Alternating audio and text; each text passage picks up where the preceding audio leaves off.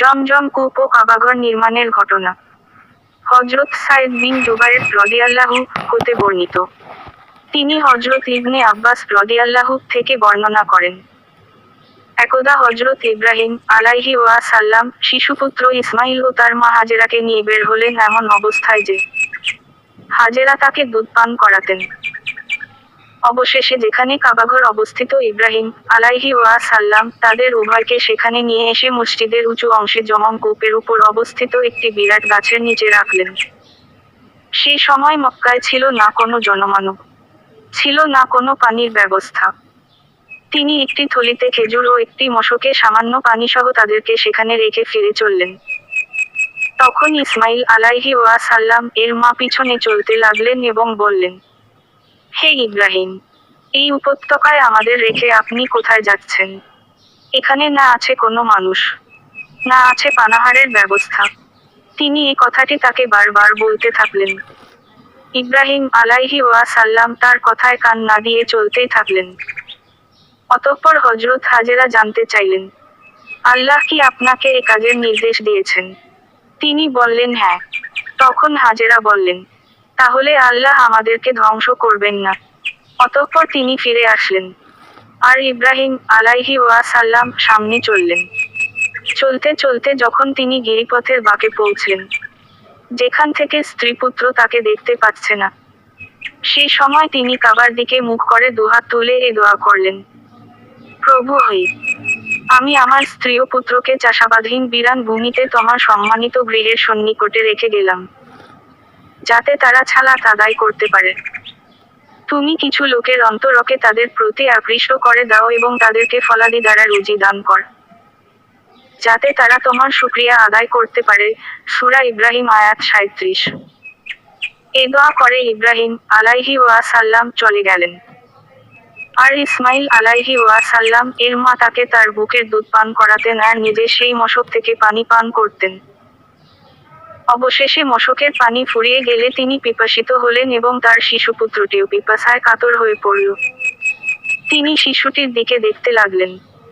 তৃষ্ণায় তার বুক ধড়ফড় করছে, অথবা বর্ণনাকারী বলেন, সে মাটিতে পড়ে ছটফট করছে। শিশুপুত্রের এ করুণ অবস্থার প্রতি তাকানো অসহনীয় হওয়ায় তিনি সরে গেলেন আর তার অবস্থানের নিকটবর্তী পর্বত ছাফাকে একমাত্র তার নিকটতম পর্বত হিসাবে পেলেন। অতঃপর তিনি উপরে উঠে কাউকে খুঁজে পাওয়া যায় কি না তা দেখতে লাগলেন। কাউকে না পেয়ে ছাফা পর্বত থেকে নেমে পড়লেন। এমনকি যখন তিনি নিচু ময়দান পর্যন্ত পৌঁছলেন, তখন তিনি তার কামিজের এক প্রান্ত তুলে ধরে একজন ক্লান্ত শ্রান্ত মানুষের মতো ছুটে চললেন। অবশেষে ময়দান অতিক্রম করে মারওয়া পাহাড়ের নিকট এসে তার উপর উঠে দাঁড়ালেন। অতঃপর এদিকে সেদিকে তাকালেন, কাউকে দেখতে পান কি না, কিন্তু কাউকেই দেখতে পেলেন না। এমনিভাবে ৭ বার দৌড়াদৌড়ি করলেন। হযরত ইবনে আব্বাস রাদিয়াল্লাহু বলেন, নবী করিম সাল্লাল্লাহু আলাইহি ওয়াসাল্লাম বলেছেন, এজন্যই মানুষ হজ্জ ও ওমরাহ সময়ে উক্ত পাহাড়দ্বয়ের মধ্যে ৭ বার সাই করে থাকে। এরপর তিনি যখন মারওয়া পাহাড়ে উঠলেন, তখন একটি শব্দ শুনতে পেলেন এবং তিনি নিজেকেই নিজে বললেন, একটু অপেক্ষা কর। তিনি একাগ্রচিত্তে মনোযোগ দিয়ে শুনে বললেন, তুমি তো তোমার শব্দ শুনিয়েছ, তোমার কাছে কোন সাহায্যকারী থাকলে আমাকে সাহায্য কর। অতঃপর তিনি জমমের নিকট একজন ফেরেশতা দেখতে পেলেন, যিনি নিজের পায়ের গোড়ালি বা ডানা দ্বারা মাটিতে আঘাত করলেন, আর অমনি মাটি ফেটে পানি বের হতে লাগলো। তখন হাজেরা আলাইহি ওয়াসাল্লাম চারপাশে নিজ হাতে বাঁধ দিয়ে একে হাওয়ের ন্যায় করে দিলেন এবং কোষ দ্বারা মশকটি ভরে নিলেন, কিন্তু তখনও পানি উপচে উঠতে থাকলো। হযরত ইবনে আব্বাস রাদিয়াল্লাহু বলেন, নবী করিম সাল্লাল্লাহু আলাইহি ওয়াসাল্লাম বলেছেন, ইসমাইলের মাকে আল্লাহ রহম করুন। যদি তিনি বাঁধ না দিয়ে বা কোষে ভরে পানি মশকে জমা না করে জমমকে ওইভাবে ছেড়ে দিতেন, তবে উহা একটি কূপ না হয়ে প্রবাহমান ঝর্ণায় পরিণত হতো। রাবী বলেন, অতঃপর তিনি পান করলেন এবং তার পুত্রকে দুধ পান করালেন। ফেরেশতা তাকে হাজেরাকে বললেন, আপনি ধ্বংসের ভয় করবেন না, কারণ এখানে রয়েছে আল্লাহর ঘর। এই শিশুটি এবং তার পিতা দুজনে মিলে এখানে ঘর নির্মাণ করবে এবং আল্লাহ তার আপনজনকে ধ্বংস করবেন না। ওই সময় আল্লাহর ঘরের স্থানটি জমিন থেকে টিলার মতো উঁচু ছিল। বন্যা আসার ফলে তার ডানে বামে ভেঙে যাচ্ছিল। এরপর হাজেরা এভাবেই এখানে দিন যাপন করতে থাকেন। অতঃপর এক সময় জুরহুম গোত্রের একদল লোক তাদের নিকট দিয়ে অতিক্রম করছিল, অথবা রাবি বলেন, জুরহুম পরিবারের কিছু লোক কাদা নামক উঁচু ভূমির পথ ধরে এদিকে আসছিল। তারা মক্কার নিচু ভূমিতে অবতরণ করল এবং একঝাঁক পাখিকে চক্রাকারে উঠতে দেখতে পেল। তখন তারা বলল, নিশ্চয় এ পাখিগুলো পানির উপর উড়ছে। আমরা এ ময়দানের পথ হয়ে বহুবার অতিক্রম করেছি, কিন্তু এখানে কোন পানি ছিল না। তখন তারা একজন কি দুজন লোক সেখানে পাঠালো। তারা সেখানে গিয়েই পানি দেখতে পেল। তারা সেখান থেকে ফিরে এসে সকলকে পানির সংবাদ দিল। সংবাদ শুনে সবাই সেদিকে অগ্রসর হলো। রাবি বলেন, ইসমাইল আলাইহি ওয়াসাল্লাম এর মা পানির নিকট ছিলেন। তারা তাকে বলল, আমরা আপনার নিকটবর্তী স্থানে বসবাস করতে চাই। আপনি আমাদেরকে অনুমতি দিবেন কি? তিনি জবাব দিলেন, হ্যাঁ, তবে এ পানির উপর তোমাদের কোন অধিকার থাকবে না। তারা হ্যাঁ বলে তাদের মতো প্রকাশ করল। হযরত ইবনে আব্বাস বলেন, এই ঘটনা হযরত ইসমাইল আলাইহি ওয়াসাল্লাম এর মাকে মানুষের সাহচর্যে থাকার সুযোগ করে দিল। অতঃপর তারা সেখানে বসতি স্থাপন করল এবং তাদের পরিবার পরিজনের নিকটও সংবাদ পাঠালো। তারপর তারাও এসে তাদের সাথে বসবাস করতে লাগল। অবশেষে সেখানে তাদেরও কয়েকটি পরিবারের বসতি স্থাপিত হলো। আর ইসমাইল আলাইহি ওয়াসাল্লাম ও যৌবনে উপনীত হলেন এবং তাদের কাছ থেকে আরবি ভাষা শিখলেন। যৌবনে পদার্পণ করে তিনি তাদের কাছে অধিক আকর্ষণীয় ও প্রিয়পাত্র হয়ে উঠলেন। অতঃপর যখন তিনি পূর্ণ যৌবন লাভ করলেন, তখন তারা তাদের একটি মেয়ের সাথে ইসমাইল আলাইহি ওয়াসাল্লাম এর বিবাহ দিলেন। ইতিমধ্যে হাজেরা মারা গেলেন। ইসমাইলের বিবাহের পর ইব্রাহিম আলাইহি ওয়াসাল্লাম তার পরিত্যক্ত পরিজনের অবস্থা দেখার জন্য এখানে আসলেন, কিন্তু তিনি ইসমাইল আলাইহি ওয়াসাল্লাম কে পেলেন না। তিনি ইসমাইল আলাইহি ওয়াসাল্লাম এর স্ত্রীর নিকট তার অবস্থান সম্পর্কে জানতে চাইলেন। পুত্রবধূ বলল, তিনি আমাদের জীবিকার খোঁজে বেরিয়ে গেছেন। অতঃপর তিনি তাদের জীবিকা ও অবস্থা জানতে চাইলেন। তখন ইসমাইলের স্ত্রী দুর্দশার অভিযোগ করে বলল, আমরা অতি দুরবস্থায়, অতি টানাটানি ও খুব কষ্টে আছি। এই কথা শুনে ইব্রাহিম আলাইহি ওয়াসাল্লাম বললেন, তোমার স্বামী বাড়ি আসলে আমার সালাম দিয়ে তার ঘরের চৌকাঠ বদলিয়ে নিতে বলবে। এরপর যখন হযরত ইসমাইল আলাইহি ওয়াসাল্লাম বাড়ি আসলেন, তখন যেন তিনি কিছু আজ করতে পারলেন। তিনি বললেন, তোমার নিকট কোন ব্যক্তি এসেছিল কি? স্ত্রী বলল, হ্যাঁ, আমাদের নিকট এরূপ একজন বৃদ্ধ এসেছিলেন এবং আমাকে আপনার সম্পর্কে জিজ্ঞেস করছিলেন। আমি তাকে আপনার খবর দেই। তিনি আমাদের জীবন জীবিকা কিভাবে চলছে তা জিজ্ঞেস করেন। তখন আমি তাকে বলি, আমরা খুব কষ্টে ও অভাবে আছি। ইসমাইল আলাইহি ওয়াসাল্লাম বললেন, তিনি কি তোমাকে কোন বিষয়ে অচিয়ত করেছেন? তিনি বললেন, হ্যাঁ, তিনি তার সালাম আপনাকে দেয়ার নির্দেশ প্রদান করেছেন এবং বলেছেন, তোমার দরজার চৌকাঠ পরিবর্তন করে নিও। ইসমাইল আলাইহি ওয়াসাল্লাম বললেন, উনি আমার পিতা। তিনি আমাকে তোমাকে পৃথক করে দেওয়ার নির্দেশ দিয়েছেন। তুমি তোমার আপনজনদের কাছে চলে যাও। অতঃপর তিনি তাকে তালাক দিয়ে অপর একটি মেয়েকে বিবাহ করলেন। অতঃপর ইব্রাহিম আলাইহি ওয়াসাল্লাম এদের থেকে আল্লাহ যতদিন চাইলেন ততদিন দূরে থাকলেন। অতঃপর তিনি আবার তাদের দেখতে আসলেন। এবারেও তিনি পুত্রকে দেখতে পেলেন না। পুত্রবধূকে তার পুত্র সম্পর্কে জিজ্ঞেস করলেন। তিনি উত্তর দিলেন, তিনি আমাদের জীবিকার খোঁজে বেরিয়ে পড়েছেন। এরপর ইব্রাহিম আলাইহি ওয়াসাল্লাম বললেন, তোমরা কেমন আছো?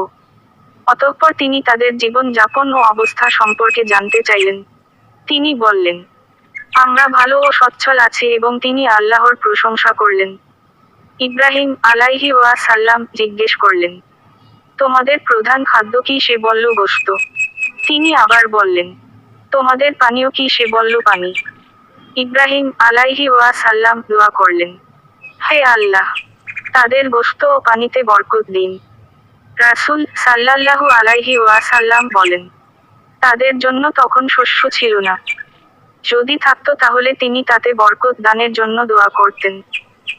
রাবী বলেন মক্কা ব্যতীত অন্য কোথাও কেউ শুধু পানি ও গোশত দ্বারা জীবন ধারণ করতে পারে না। কেননা শুধু গোশত ও পানি জীবন যাপনের অনুকূল হতে পারে না। ইব্রাহিম আলাইহি ওয়াসাল্লাম বললেন, তোমার স্বামী ঘরে ফিরে আসলে আমার সালাম দিয়ে তার ঘরের চৌকাঠ ঠিক রাখার কথা বলবে। অতঃপর ইসমাইল আলাইহি ওয়াসাল্লাম বাড়ি এসে বললেন, তোমাদের নিকট কেউ এসেছিলেন কি? স্ত্রী বলল, হ্যাঁ, একজন সুন্দর চেহারার বৃদ্ধ লোক এসেছিলেন এবং সে তার প্রশংসা করল। তিনি আমাকে আপনার ব্যাপারে জিজ্ঞেস করেছেন। আমি তাকে আপনার সংবাদ জানিয়েছি। অতঃপর তিনি আমার নিকট আমাদের জীবন যাপন সম্পর্কে জানতে চেয়েছেন। আমি তাকে জানিয়েছি যে আমরা ভালো আছি। ইসমাইল আলাইহি ওয়াসাল্লাম বললেন, তিনি কি তোমাকে কোন বিষয়ে রচিত করে গেছেন? সে বলল, হ্যাঁ, তিনি আপনার প্রতি সালাম জানিয়ে আপনাকে নির্দেশ দিয়েছেন যে আপনি যেন আপনার ঘরের চৌকাঠ ঠিক রাখেন। ইসমাইল আলাইহি ওয়াসাল্লাম বললেন, তিনি আমার পিতা, আর তুমি আমার ঘরের চৌকাঠ। তিনি আমাকে তোমাকে স্ত্রী হিসাবে বহাল রাখার নির্দেশ দিয়েছেন। আল্লাহর ইচ্ছায় হযরত ইব্রাহিম আলাইহি ওয়াসাল্লাম বহুদিন পর এসে দেখেন তার পুত্র যমম কূপের নিকটে একটি বড় গাছের নিচে বসে তীর মেরামত করছেন। পিতাকে দেখে তিনি দাঁড়িয়ে তার দিকে এগিয়ে গেলেন। অতঃপর পিতা ছেলের সাথে বা ছেলে পিতার সাথে সাক্ষাৎ হলে যেমন করে থাকে তারা উভয় তাই করলেন। অতঃপর ইব্রাহিম আলাইহি ওয়াসাল্লাম বললেন, হে ইসমাইল, আল্লাহ আমাকে একটি বিষয়ে নির্দেশ দিয়েছেন। ইসমাইল আলাইহি ওয়াসাল্লাম বললেন, আপনার প্রভু আপনাকে যে নির্দেশ দিয়েছেন তা পালন করুন। তিনি বললেন, তুমি কি আমাকে সাহায্য করবে? ইসমাইল বললেন, আমি আপনাকে সাহায্য করব। ইব্রাহিম আলাইহি ওয়াসাল্লাম বললেন, আল্লাহ এখানে আমাকে একটি ঘর নির্মাণের নির্দেশ দিয়েছেন। একথা বলে তিনি উঁচু টিলাটির দিকে ইঙ্গিত করলেন যে এর চারপাশে ঘেরাও দিয়ে। তখনই বাপ বেটা কাবাঘরের দেয়াল তুলতে লেগে গেলেন। ইসমাইল আলাইহি ওয়াসাল্লাম পাথর আনতেন, আর ইব্রাহিম আলাইহি ওয়াসাল্লাম নির্মাণ করতেন। পরিশেষে যখন দেওয়াল উঁচু হয়ে গেল, তখন ইসমাইল আলাইহি ওয়াসাল্লাম মাক্কামে ইব্রাহিম নামক পাথরটি আনলেন এবং যথাস্থানে রাখলেন। ইব্রাহিম আলাইহি ওয়াসাল্লাম তার উপর দাঁড়িয়ে নির্মাণ কাজ করতে লাগলেন, আর ইসমাইল আলাইহি ওয়াসাল্লাম তাকে পাথর যোগান দিতে থাকেন। তারা উভয় আল্লাহর কাছে দোয়া করলেন যে, হে আমাদের প্রতিপালক, আমাদের এ কাজ কবুল করুন। নিশ্চয় আপনি সর্বশ্রোতা ও সর্বজ্ঞাত। সূরা বাকারা আয়াত 127। তারা উভয় আবার কাবাঘর তৈরি করতে থাকেন এবং কাবাঘরের চারিদিকে ঘুরে ঘুরে এই দোয়া করতে থাকেন, হে আমাদের প্রতিপালক, আপনি আমাদের পক্ষ থেকে কবুল করুন। নিশ্চয়ই আপনি সবকিছু শুনেন ও জানেন। সূরা বাকারা আয়াত 127। সহিহ বুখারী হাদিস 3364। নবীদের কাহিনী অধ্যায় অনুচ্ছেদ -9। এই ঘটনা থেকে আমরা যা শিক্ষা পেলাম। আল্লাহর হুকুমকে সর্বাধিক গুরুত্ব দিতে হবে। তার সন্তুষ্টির জন্য প্রয়োজনে স্ত্রী পুত্র সহ সবকিছু ত্যাগ করতে হবে। সর্বাবস্থায় আল্লাহর প্রতি সন্তুষ্ট থাকতে হবে ও তার উপর ভরসা করতে হবে। কোন অবস্থাতেই ধৈর্যহারা হওয়া চলবে না। পরিবার ও সন্তান সন্ততির জন্য দোয়া করতে হবে। একক নয় বরং যৌথ উদ্যোগে সামাজিক কাজ সম্পাদন করতে হবে। হাজেরার মতো সুদৃঢ় ঈমানের অধিকারিণী হওয়ার জন্য মা বোনদের সচেষ্ট হতে হবে। আল্লাহর আনুগত্য ও ধৈর্যের পরিণাম সর্বদা কল্যাণকরী হয়।